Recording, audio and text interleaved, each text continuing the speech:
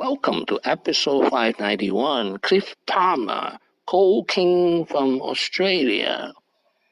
This is an outline of episode 591.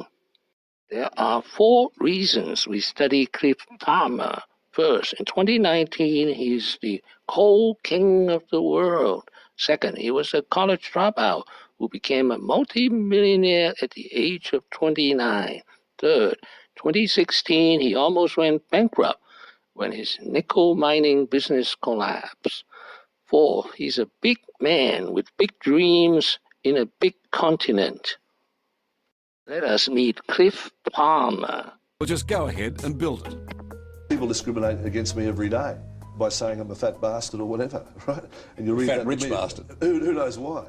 But they don't ask me to talk. They don't even know who I am.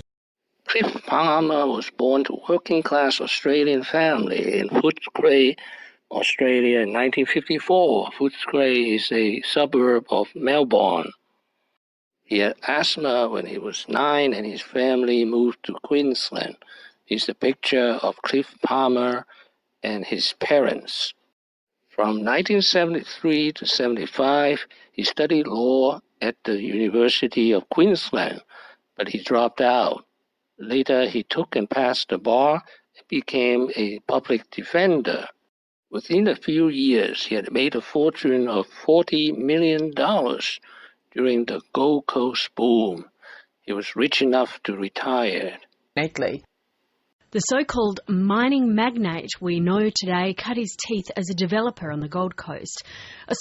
This is a picture of Gold Coast. It's an Australian resort town, 45 miles south of Brisbane. 40 million by the time you're 27. Yeah, something like that, right? Something inconsequential. Something, a mere 40 million. In 1984, at the age of 29, he founded Mineralogy, his own mining company. Any suggestion that he's not really a miner. But do you dig anything yet? Yeah, we do. We're digging it right now. That's I spent 15 years in the desert living in a tent, mate, to discover all of that. And I designed it, planned it, did it, and executed it. You know, so that's our project. Next, romancing Anna Topalov, who was 20 years his junior. The year was 2006. He was 49, she was 29. Clive and Anna came together in the wake of 2 personal tragedies. They had both lost their spouses to cancer in the same week. That's okay. And the Turkish brown, that would be incredible. And during the early courtship, Clive undersold just how rich he really was, for fear of frightening her off. I told her that I had an aeroplane, and Anna said to her girlfriends that she thought I was a nice person, but I lied a lot to try to impress her. You know, of course I did lie. I had 5 aeroplanes. I had no idea how wealthy he was when you first started dating him. I guess it wasn't really relevant. Is that Anna? Is that your hair? I used to be very blonde. Yeah. Really?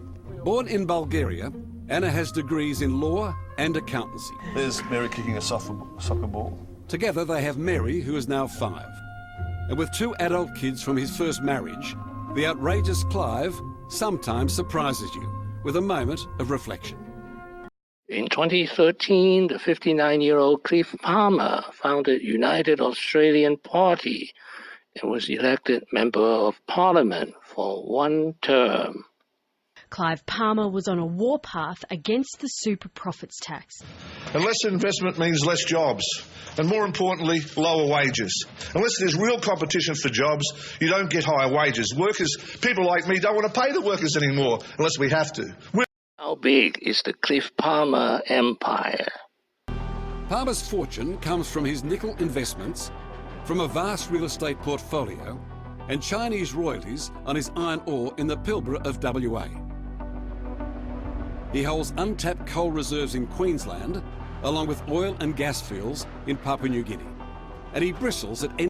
And disaster struck. He almost went bankrupt in 2016 when his company Queensland Nickel collapsed. The Townsville Nickel refinery details where it all went wrong. It details more than $220 million siphoned off from the refinery to Mr Palmer's other interests, including $21 million to his political party and $122 million to his company Mineralogy. $58 million went to his failing Coolum resort, $28 million to Palmer Aviation. Almost $6 million also went to the company building the Titanic replica, and $5 million was spent on 60 vintage cars. It's my money. That's what we live in, a free society.